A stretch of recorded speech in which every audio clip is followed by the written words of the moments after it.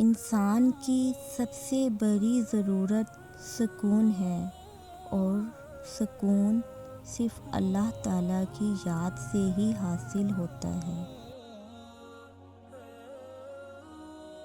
اور اللہ ہی سب سے بہتر رزق دینے والا ہے۔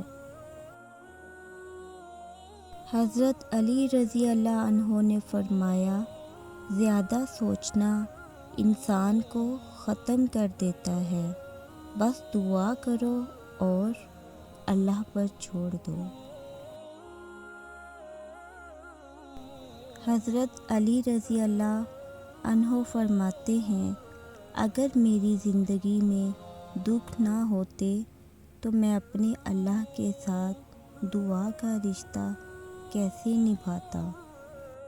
شوق کلام لے گیا موسیٰ کو طور پر، میں کتنا بد نصیب ہوں مسجد میں نہ جا سکا۔